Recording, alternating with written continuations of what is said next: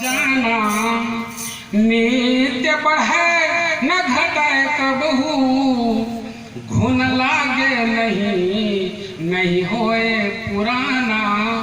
तो अन्य को अजर धन धाम बड़ो है, तुलसी के राम को नाम खजाना, तुलसी के राम को नाम खजाना।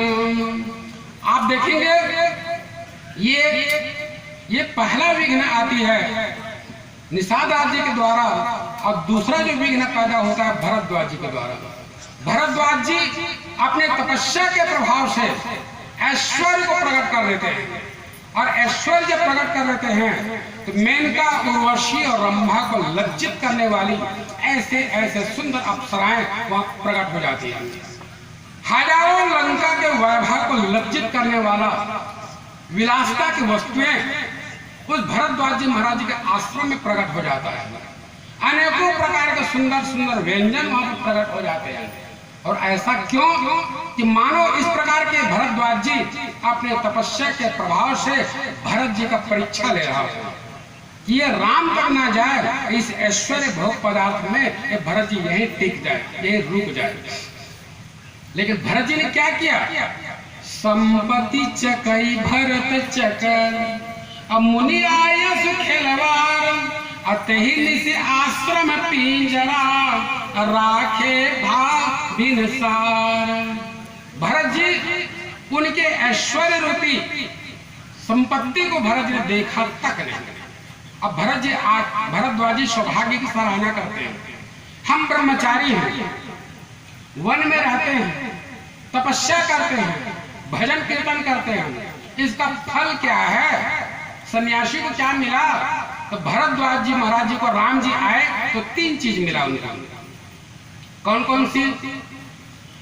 कि लखन राम सिया और दर्शन पावा, वो वहां रहे और उनको ये तीनों को दर्शन प्राप्त हुए। लेकिन राम, लक्ष्मण और सीता जी के दर्शन करने का फल क्या है? तो उनका ये फल है कि तेई फल कर फल दरस तुम्हारा, तो सहित प्रयाग और सुभाग हमारा। इसका राम, लखन और सीता जी के दर्शन करने का फल क्या है? तो भरत जी के दर्शन का फल, ये भरत जी के दर्शन उनको प्राप्त हो रहा है। ये दूसरी विघ्न। और तीसरा रुकावट देवताओं को द्वारा। बोले गुरु बृहस्पति महाराज, भरत जी क्या करने जा रहे हैं? बोले राम जी को मनाने जा रहे हैं। यदि कहीं वापस आ गए तो? बोले राम जी यदि वापस आ गए तो निशाचरों का वध नहीं होगा। हम देवताओं को देवलोक से बहिष्कृत जिंदगी जीना पड़ रहा है। अब भगवान राम के अवतार का उद्देश्य क्या है?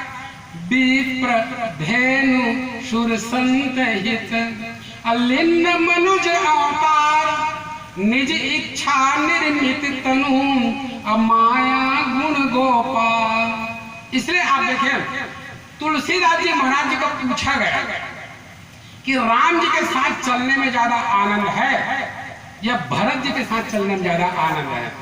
तुलसीदास जी कहते हैं भैया यदि पक्ष लेने वाली बात होगा तो मैं राम का पक्ष नहीं लूंगा, मैं भरत जी का पक्ष लूंगा। बोले क्यों? अरे राम के पीछे राम के प्रेमी लोग भी तो चले और तमसा नदी के तट पर छोड़कर राम आगे बढ़ गए। लेकिन भरत जी कहते हैं कि कैकेयी जैसा कुटिल जिसने राम को वनवास दिया है, ऐसे कैकेयी को लेकर भरत जी यात्रा कर रहे हैं। इसलिए गोस्वामी जी को तो कहना पड़ता है, सिया राम प्रेम पीयूष पूरण, होत जन्म न भरत को, मुनि मन अगम जम नियम व्रत दम, विषम व्रत आचरत को, दम दादा हृदय दम दूषण, सुजस मिष अपहरत को, कलि काल तुलसी से सखन हठी, राम सन्मुख करत को, एक कलयुग के हम जैसे व्यक्ति को भी भरत जी राम के सन्मुख ले जाते हैं। आज कई जब भरत जी पहुंचते हैं तो चौथा विघ्न लक्ष्मण जी के द्वारा क्या कहने लग गए, कुटिल कुबंधु अकुअवसरता की तो जाने राम बन वास एकाकी। भरत जी जब पहुंच रहे हैं वहां पर तो आप विचार करके देखें, जैसे भरत जी पहुंचते हैं लक्ष्मण जी का क्रोध आना चालू हो गया। ये भाई कुटिल है। और एक बार जरूर देखेंगे आप, जब आप चित्रकूट राम दर्शन के लिए जाएंगे तो पहले निषाद विघ्न पैदा करता है, दूसरा भरद्वाजी विघ्न पैदा करने का प्रयास करते हैं, तीसरा देवता प्रकट करना करते हैं, और चौथा सबसे ज्यादा विघ्न लक्ष्मण जी परिवार के व्यक्ति। जब परिवार के व्यक्ति भी जब आपके जीवन में अड़चन पैदा करे, विघ्न पैदा करे, तो समझ जाइए अब राम दर्शन बहुत निकट है, अब राम दर्शन होने वाला है ऐसा। लेकिन जैसे चित्रकूट में पहुंचे, आप सोचिए कोई व्यक्ति चोरी किया हो, बहुत बड़ा पाप किया हो, और उस व्यक्ति को यहाँ पर आप खड़े कर दीजिए, उसके ऊपर क्या गुजरेगा। आज माता कई विचार करने लग गई, और कई माता प्रार्थना करती है कि हे विधाता, मुझे मृत्यु मिलना चाहिए, लेकिन कई माता के लिए मृत्यु आ नहीं रही है। पृथ्वी कहते हैं कि हे पृथ्वी तू फट जा, मैं समा जाना चाहती हूँ, लेकिन पृथ्वी उसको जगह देने को तैयार नहीं है। नरक को कहती है कि मैंने जीवन में राम को वनवास देकर इतने बड़े पाप किया है, तो संसार का जितना भी घिनौना नरक हो, उस नरक का सजा मुझे प्राप्त हो, लेकिन नरक रखने को तैयार नहीं है। और पुत्र की ओर देख रहा है तो पुत्र ने भरत जी उनको त्याग कर दिया।